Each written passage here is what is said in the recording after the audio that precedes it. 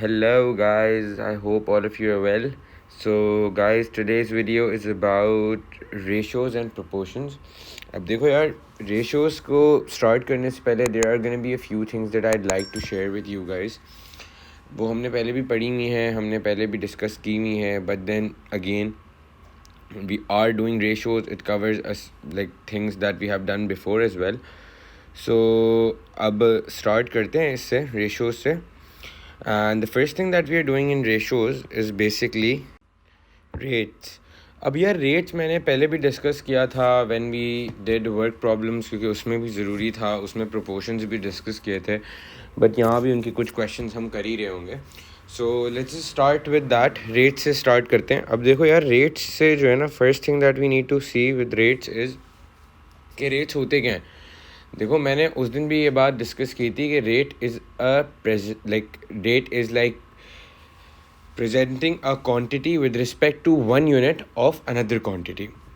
So let's just write down rates की definition. When a quantity is presented or written or like quoted with respect to WRT को with respect to बोलते हैं, with respect to one unit of another quantity. For example, best price क्या है? Best example क्या है? Best example is when we talk about the rate of petrol. That 215 rupees of 215 of rupees gives you 1 liter of petrol. For example, let's talk about dollar rate. So rupees 220 gives you $1. सही है. तो basically when a quantity is presented when a quantity is presented with respect to one unit of another quantity, that's what when we call it rates. ठीक है जी, यहाँ तक clear है बात. So let's just look at a few questions that are there in this topic regarding rates. तो उनको पहले discuss करते हुए चलते हैं साथ. चलो जी, let's talk about this question. A typist types 2400 words in 3 hours. In how many minutes will he type 16 words? अब यार देखो, 2400 words in 3 hours. तो यार एक काम करते हैं, पहले ना हम को आंसर जो चाहिए वो मिनट्स में चाहिए कि मिनट्स का आंसर. तो पहले एक आवर्स से ना मिनट्स में आते हैं. तो यार अगर if I have written 3 hours, that means 1 hour is 60 minutes, right? But when I'm saying that it's 3 hours, so how many minutes will it be? It will be x minutes. So let's just cross multiply and we find out that there are 180 minutes in 3 hours. अब देखो यार, if I want to find out the rate at which the typist types per minute, सही है, word per minute अगर निकालना हो तो वो क्या होगा? रेट होगा टाइपिस्ट का पर मिनट. तो यार रेट क्या होगा इसका बेटा? इसका रेट होगा 2400 अपॉन 20. रेट का फॉर्मूला होगा total quantity upon total time taken. तो दैट मीन्स 180 मिनट्स लग रहे हैं इसको 2400 वर्ड्स लिखने के लिए. So that means it is going to become 2400, 0 cancel, 240 divided by 18 gives you 13.3 words per minute. अब देखो यार, हमें बेसिकली क्या निकालना है? हमें निकालना है कि यार वो कितने मिनट में 16 वर्ड्स लिखेगा. ठीक है, वो कितने मिनट में 16 वर्ड्स लिखेगा. तो देखो if this is the rate of words per minute, if this is the rate at which he is writing the words per minute, तो अब हमें क्या चाहिए? हमें चाहिए कि 16 words वो कितने में लिखेगा. So let's see now how do we solve this. अच्छा यार, एक काम करते हैं, इसको ना 240 अपॉन 18 ही रखते हैं. ये भी कैंसिल हो भी नहीं रहा है, इसको लाइक कैंसिल कर लेते हैं, थोड़ा और simplify. 9s are 120s are 3s are and then this is going to be 40. तो 40 अपॉन 3 रखते हैं उसको. सही है, तो 40 अपॉन 3 पर मिनट. ठीक है, अब आपको इतनी कैलकुलेशन आनी चाहिए यार. ठीक है, क्योंकि आपको वो टेस्ट ही इन्हीं चीज़ों पे कर रहा होगा. So if he is writing 40/3 per minute, तो how many words is he going to write, how many minutes is he going to take to write 16 words? तो ये लिख दिया मैंने, इसको x कर दिया. तो now what we are going to do is we are going to basically 40 over 3x equals to 16. Then this is going to become 48 over 40, which is going to become 12 over 10, and then it's going to become 1.2 minutes. Khatam. Solve ho gaya. So the answer is A.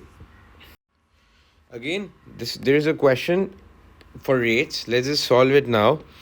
A tractor consumes 40 liters of fuel in 1 week. How much fuel will it consume in 28 days?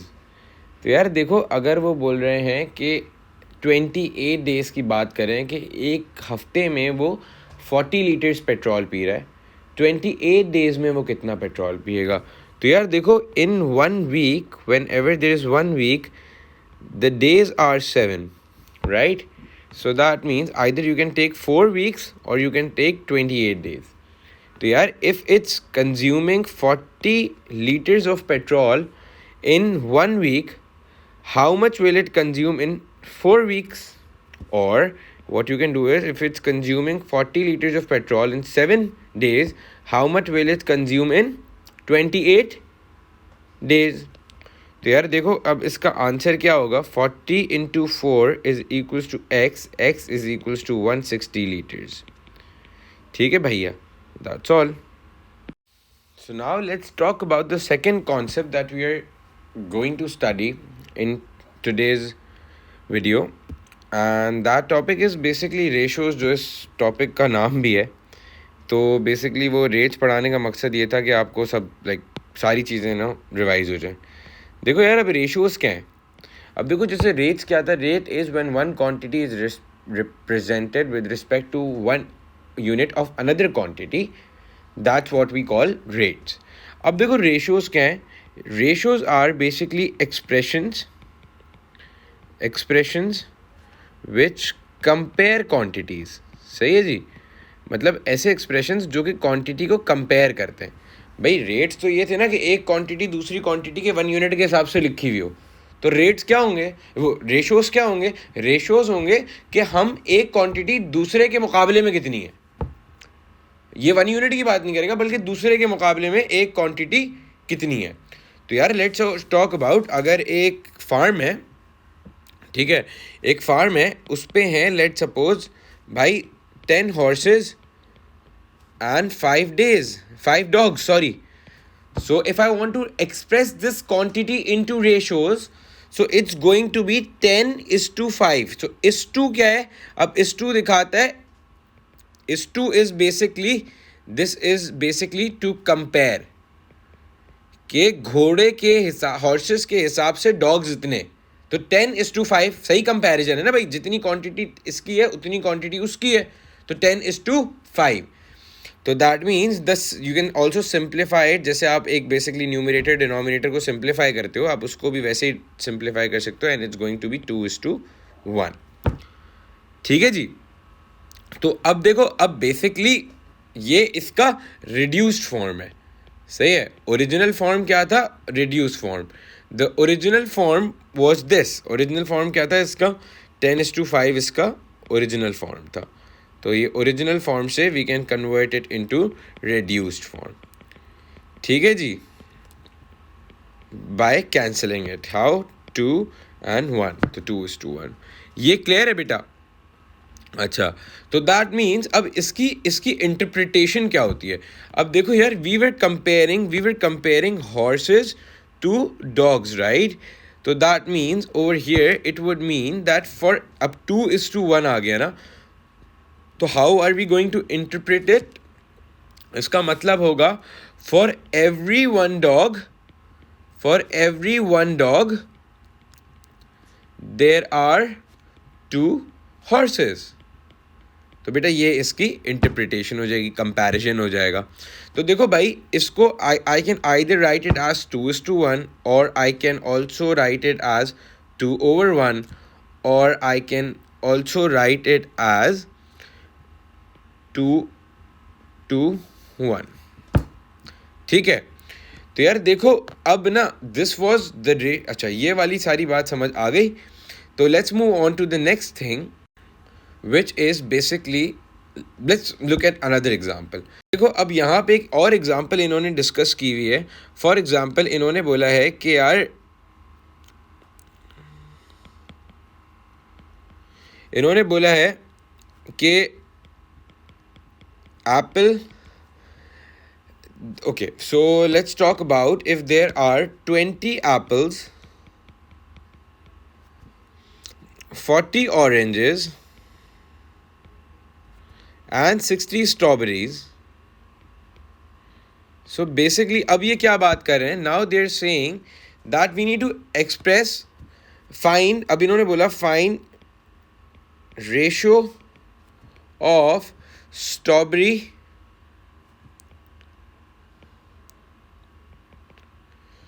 to apple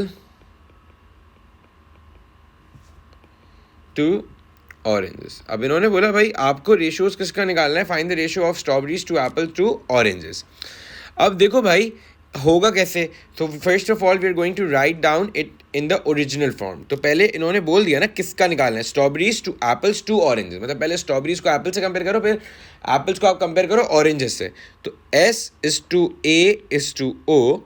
तो basically आप उनकी original quantities लिखोगे 20 is, sorry my bad, ये देखो यही भंड था जो हमें इग्नोर करना था. सो स्ट्रॉबेरीज कितने 60 हैं, एप्पल्स कितने 20 हैं और ऑरेंजेस कितने 40 हैं. सो दैट मीन्स अब now you are going to write as 6, reduce form क्या होगा 6 इज टू 2 इज टू 4. 10 के टेबल से अगर करोगे 2 के टेबल से कर लो 3 is to 2 is to 2, sorry 3 is to 1 is to 2. Is that clear बेटा? तो this is how we find out the reduced form of ratios. अब देखो अब वो कुछ और भी बोल सकता था apple to oranges to strawberries बताओ. तो यार apple to oranges to strawberries क्या होता, apple to oranges to strawberries, ये तो था strawberries to apples to oranges. अगर मुझे निकालना होता apples to oranges to strawberries तो यार वो क्या होता, it would be 1 is to 2 is to 3, ये हो जाता रेशियोज.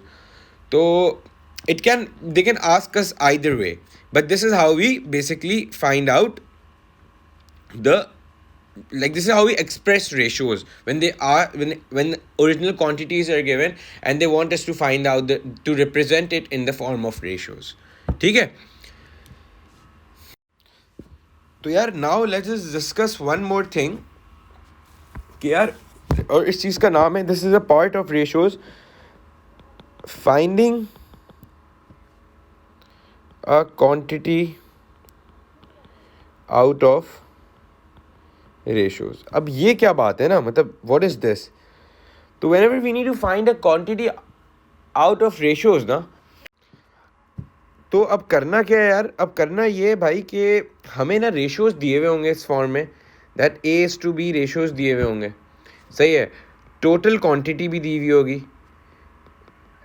सो अब करना क्या होगा, हमें जो ये रेशो है ना A, इसकी कितनी क्वांटिटी होगी और B की कितनी क्वांटिटी होगी वो निकालना होगा, सही है.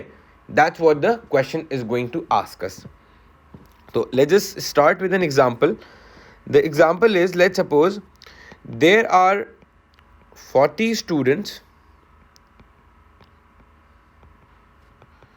इन अ क्लासरूम. ठीक है, एक क्लासरूम है जिसमें there are 40 students. So basically what do we need to do is we need to find out the ratio of boys to girls is 3 is to 2, let's suppose 2 is to 3. कि मतलब 2 boys 1 girl, 3 girls, for every 2 boys there are 3 girls. So basically अब आप क्या करोगे, अब देखो अगर आपको boys निकालने के boys कितने, सही है, तो what we are going to do is ratio of boys over total ratio. अब देखो रेशियो ऑफ बॉयज क्या है, मल्टीप्लाई बाय टोटल क्वांटिटी. तो यार देखो अगर कभी भी हम we are going to use a formula to find out that quantity. अब ये देखो ये तो फॉर्मूला जो है ना, ये तो इसका कोई स्टैंडर्ड फॉर्मूला नहीं है, तो मैंने इस एग्जांपल को यूज़ करने के लिए एक फॉर्मूला बना लिया, सही है, कि अगर हमें किसी भी चीज़ की क्वांटिटी निकालनी हो तो उसके रेशो को ऊपर रखो और नीचे डिनोमिनेटर में टोटल रेशो रखो, जो रेशोज हैं टोटल वो रखो और मल्टीप्लाई करो टोटल क्वांटिटी से, तो ये आ जाएगी, तो उस चीज़ की क्वांटिटी आ जाएगी। तो यार मतलब लेट्स सपोज कि अब क्या होगा, अब बॉयज़ अगर आपको ने निकालने हैं तो बॉयज़ का रेशो बेटा क्या है, बॉयज़ का रेशो है 2/5 मल्टीप्लाई बाय 40, 5 1 ज़र 5 8 ज़र एंड 8 2 ज़र 16। तो बॉयज़ कितने आ गए भाई, 16 आ गए। अब इसी तरह मुझे अगर गर्ल्स निकालनी होती तो रेशो ऑफ गर्ल्स रखता मैं ऊपर, that would be 3 over total ratio is 5 and 40, 5 into 1 8 and it would B 24 girls. तो देखो टोटल लोग अभी भी 40 हैं, 16 गर्ल्स बॉयज़ हैं और 24 गर्ल्स हैं। तो देखो इसके लिए ना एक फॉर्मूला बना लेते हैं, and that formula will be basically what, that formula is going to be quantity of A. अगर आपने निकालनी है तो आपने क्या करना है, रेशियो ऑफ ए ऊपर रखो, total ratio multiply by total quantity. ठीक है, this is a formula that is used to find out a quantity of a ratio. ठीक है, तो के एक रेशो जो कि रेशो है उसकी असल में बैक एंड पे क्वांटिटी है कितनी, जो वो रेशो इतना बन रहा है। ठीक है, that's what the question basically ask, कि अगर 2 बॉयज फॉर एवरी 3 गर्ल्स तो यार बॉयज हैं कितने। ठीक है, तो ये वाली चीज इस फॉर्मूला से हम निकाल लेते हैं। यार एक बात यहाँ डिस्कस करनी रह गई थी, what does this fraction show. So basically this fraction is the fraction of ratios. देखो अब अगर आपके रेशो में लेट्स सपोज 3:5 है ना, तो उसका अगर आपको फ्रैक्शन बनाना है, A/B का रेशो है, अगर आपको A का फ्रैक्शन बनाना है this is going to be 3/8, अगर आपको B का बनाना है ना तो that is going to be 5/8। तो ratio of A over total ratio is basically fraction of A। तो fraction of A is going to be ratio of A over total ratio. Is that clear, beta? So now let's just discuss the concept that we did in the previous slide. तो देखो यार अब क्या scene है, अब scene ये है, the ratio of the girls to boys to girls in a classroom is 8:7. If the class has a total of 105 students, by how much do the boys outnumber the girls? मतलब उर्दू में मतलब क्या है कि कितने boys ज़्यादा हैं अपनी गर्ल्स से। तो यार देखो भाई आपने क्या करना है, बेसिकली पहले जो है ना आपको निकालना है कि बॉयज़ हैं कितने। तो यार जब आपको बॉयज़ निकालने के बॉयज़ हैं कितने, तो बेटा how can we find that out. अब देखो रेशो ऑफ बॉयज़ कितना है, तो 8 ओवर टोटल रेशो कितना है बेटा 15, तो आपने फ्रैक्शन बना लिया बॉयज़ का। ठीक है, फ्रैक्शन कैसे बनता था, ratio upon the total ratio. तो लेट्स सपोज अब इसको किससे मल्टीप्लाई करो, इसको आप मल्टीप्लाई करो 105 से। तो 15 1 ज़र 15, 15 7 ज़र 105 होता है आजकल, तो 7 8 ज़र 56। तो बॉयज़ कितने आ गए मेरे भाई, बॉयज़ आ गए 56 अपने। तो यार अगर इसी तरह अगर मुझे बेटा गर्ल्स निकालनी है तो गर्ल्स कैसे आ जाएंगी यार। अब देखो गर्ल्स निकालने के लिए गर्ल्स का फ्रैक्शन बनाओ, तो quantity of ratio of girls कितना है, ratio of girls is 7 over 15 multiply by 105, right. तो 15 1 ज़ार 15 7 ज़ार 7 7 ज़ार 49। अब what's the difference, boys minus girls कर लो बेटा। तो बॉयज़ माइनस गर्ल्स जैसे ही आपने किया तो बॉयज़ कितने बेटा 56 बॉयज़ हैं, माइनस किया 49 गर्ल्स को, तो बेटा आजकल ये 56 माइनस 49 बिकम 7। तो that means D is going to be your answer. अच्छा जी, so this is another question in which the same concept is going to be used, but देखो इस क्वेश्चन की खास बात क्या है, ये क्वेश्चन थोड़ा ना डिफरेंट टाइप का क्वेश्चन है। The ratio of boys, the ratio of fiction to non fiction books in a library is 3:5. The difference between the number of books in both the genres is 16. How many fiction books are there in the library? तो भाई देखो दो अलग अलग तरह की किताबें हैं, लेकिन दोनों की क्वांटिटी में जो फ़र्क है ना वो 16 है। अच्छा अब मुझे टोटल भी नहीं पता, तो मुझे टोटल निकालना ही टोटल है बेसिकली, लेकिन मुझे पता है डिफरेंस दोनों का 16 है। और मुझे ये भी पता है बेटा कि आपको रेशोज़ क्या गिवन है। तो यार देखो अगर मुझे निकालना होती क्वांटिटी ऑफ फिक्शन, अगर मुझे क्वांटिटी ऑफ बेटा फिक्शन निकालनी होती तो क्या मैं अपनी क्वांटिटी ऑफ फिक्शन निकालता, फिक्शन के फ्रैक्शन बना के उसको टोटल से मल्टीप्लाई करता। Let's suppose total is this, so fiction का फ्रैक्शन मैंने भी गलत ही बना दिया भाई, इसको सही कर लेते हैं। तो 3/8 इंटू एक्स, तो क्या होता, 3x/8 हो जाता। और बेटा क्वांटिटी ऑफ नॉन फिक्शन अगर मुझे निकालनी होती, क्वांटिटी ऑफ नॉन फिक्शन अगर मुझे निकालना होता तो मैंने क्या करना था, मैंने करना था 5/8x, राइट। तो अब यार देखो थोड़ी सी ना यहाँ पे कॉमन सेंस लगाओ। देखो यार क्वांटिटी ऑफ फिक्शन ज़्यादा होती है, क्वांटिटी ऑफ नॉन फिक्शन ज़्यादा होती है। यार of course quantity of non fiction ज़्यादा होती है ना, क्यों? क्योंकि देखो टोटल इनके जो रेशियोज हैं वो 3 और 5 हैं, मतलब एक को 3 हिस्से मिले, एक को 5 हिस्से मिले 8 में से। तो बेटा जिसको 5 हिस्से मिले 8 में से वही ज़्यादा बड़ा हुआ ना। तो इसलिए अब उन्होंने बोला कि if this is your quantity of fiction and this is the quantity of non fiction, the difference between these two quantities is 16। So that means the difference is basically what, difference इनका आएगा कैसे बेटा, इनका difference आएगा कि आपने 5x बड़ी value बड़ी क्वांटिटी माइनस द छोटी क्वांटिटी, ये करा आपने, तो आपको पता है यार इनका डिफरेंस जो है ना वो 16 के बराबर है बेटा। So then this is going to be 2x is equals to 16 multiplied by 8, and then x would be equals to 16 multiplied by 8 upon 2. 2 1s are 2 4s are, and then this is going to be 64, I guess. Yes. So now this is the total books, but they're asking that how many fiction books are there in the library. तो भाई आपने क्या करना है, now you have the total, so you don't have to worry about anything. Why? Because अगर आपको बेटा total पता है, so all you are going to do is you are just going to go and find out the quantity of fiction by using the formula that you made at the start of the question, which is this formula, यही वाला formula use कर लो। So it's going to become 3x/8 था, तो x की value बेटा कितनी आ गई है, अब 64 आ गई है। 8 हो गया, तो 8 1s are 8, 8s are, तो 3 8s are 24. That's all. Okay guys, let's look at another concept that is there in ratios, and that concept is basically, अभी मैं आप लोगों को समझाता हूँ क्या है। तो उसके लिए पहले अपनी मर्जी से ना एक एग्जाम्पल बनाते हैं। Let's suppose there are two bags of fruits. सही है भाई, 2 bags हैं फ्रूट्स के। एक बैग में there are 10 oranges and 5 apples, ठीक है। दूसरे बैग में there are 7 apples and let's suppose 20 pears. अब देखो यार, अगर मैं सिर्फ इस बैग की स्पेसिफिकली बात करूँ ना, बैग ए की या बैग 1 की, उसकी जो भी नाम देना है आप उसको दे दो, लेकिन अगर मैं इस बैग की बात करूँ तो देखो यार इस बैग में 10 ऑरेंज हैं और 5 एप्पल्स हैं, इस बैग में 7 एप्पल्स हैं और 20 पेयर्स हैं। अब देखो मसला क्या है, मसला ये है कि बेटा अगर मुझे इस बैग के रेशोज निकालने होंगे, अगर ऑरेंज और एप्पल का रेशो निकालना होगा तो मैं कैसे निकालूंगा, मैं लिखूंगा यार 10:5 विच इज 2:1। और अगर मुझे एप्पल और पेयर का रेशो निकालना होगा तो मैं क्या करूंगा, 7:20।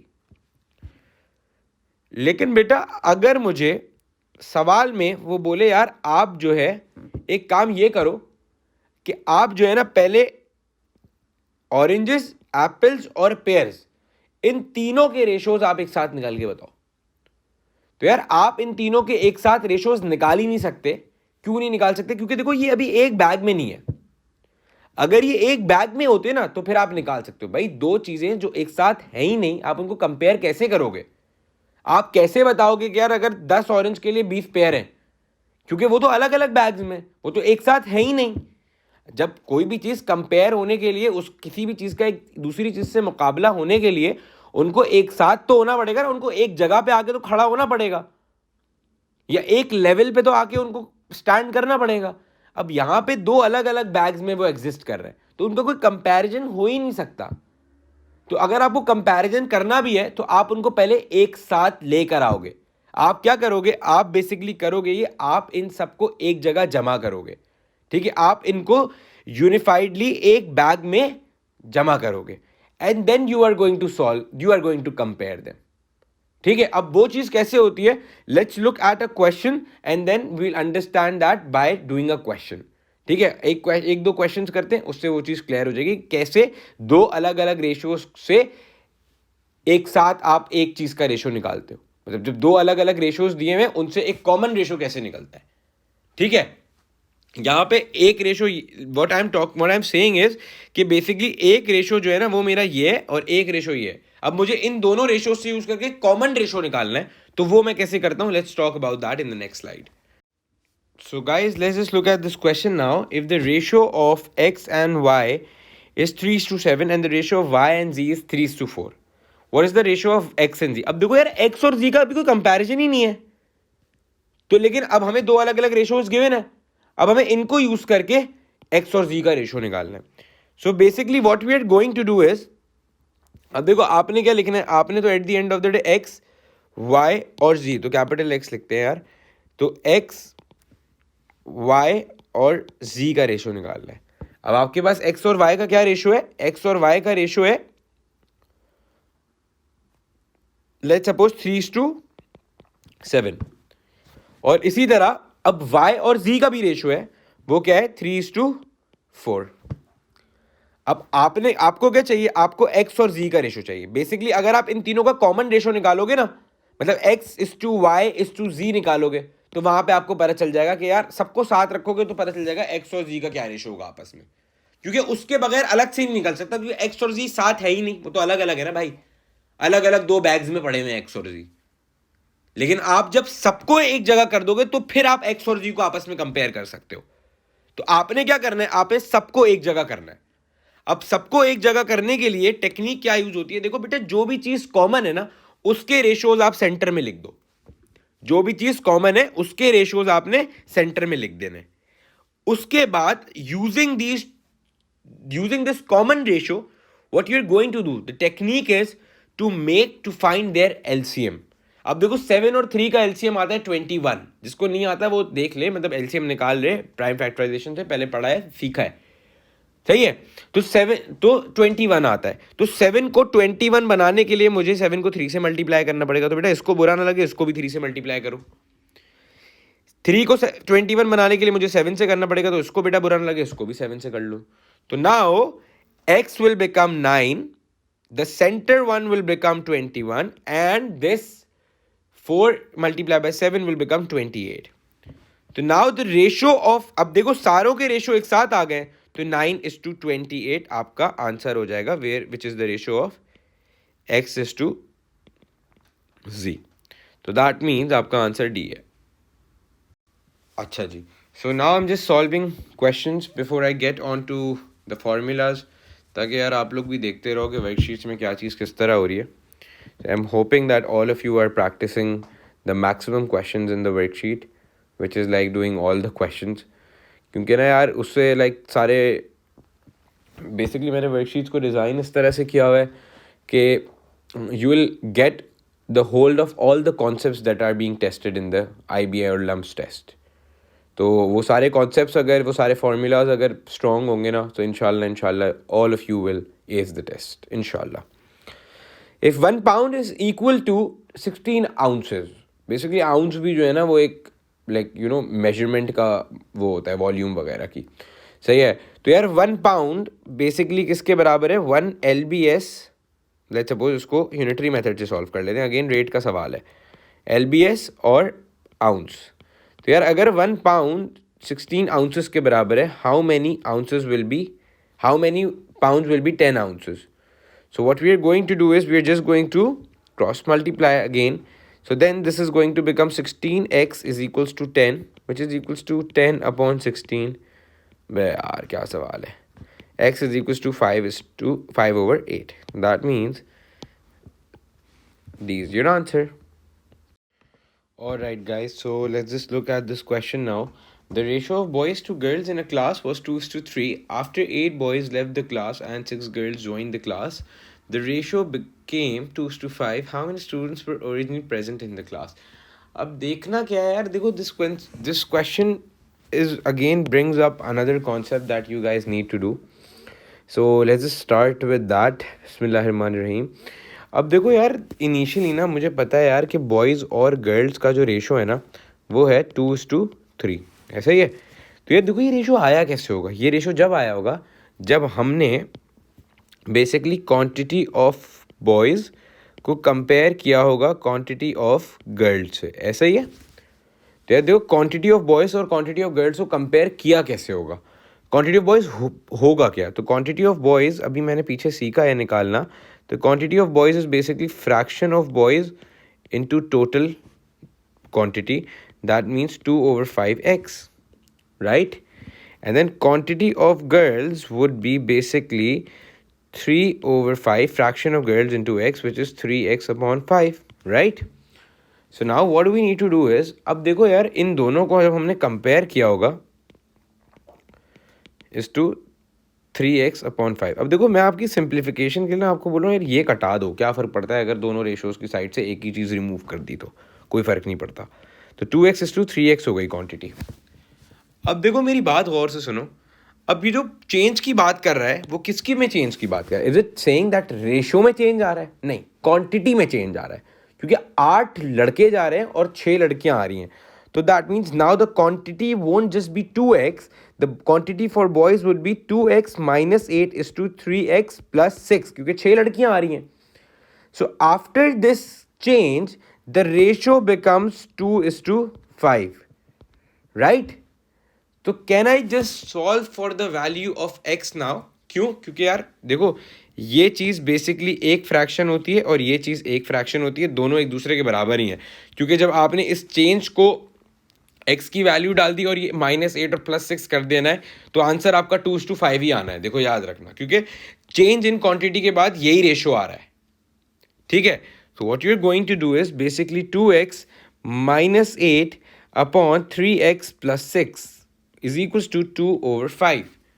So that means now it's going to become 5 into 2x minus 8 is equals to 2 into 3x plus 6.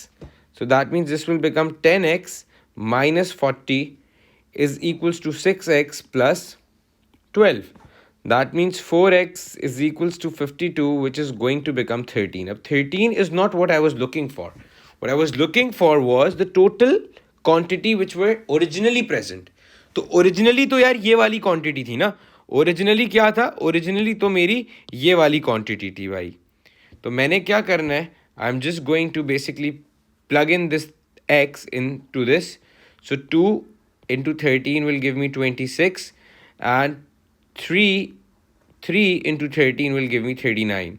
So that means original quantity क्या हो जाएगी भाई, 26 plus 39, which is basically 65. So that means C is your answer. ये एक और question देखते हैं. So in this question we'll be doing today's last concept as well. अब देखो यार मैंने आपको पहले भी डायरेक्ट और इन्वर्स प्रोपोर्शन तो पढ़ाया था, बट वो वहाँ मैंने यूनिटरी मेथड से सॉल्व करना सिखाया था. क्या सिखाया था कि अगर डायरेक्ट प्रोपोर्शन होगा तो क्रॉस मल्टीप्लाई, अगर इन्वर्स प्रोपोर्शन होगा तो आप सामने सामने मल्टीप्लाई कर दोगे, मतलब बेसिकली आप हॉरिजॉन्टली मल्टीप्लाई कर दोगे, आप क्रॉस डायगनली नहीं करोगे, आप हॉरिजॉन्टली कर दोगे. तो बट यहाँ पे ना यार कुछ थोड़ी सी चीज़ अलग होती है. These types of questions require you to form an equation and then solve. तो अब देखो जब भी ना कभी आपके पास गिवन हो, जब भी कभी आपके साथ गिवन हो कि यार y is inversely proportional, y is directly proportional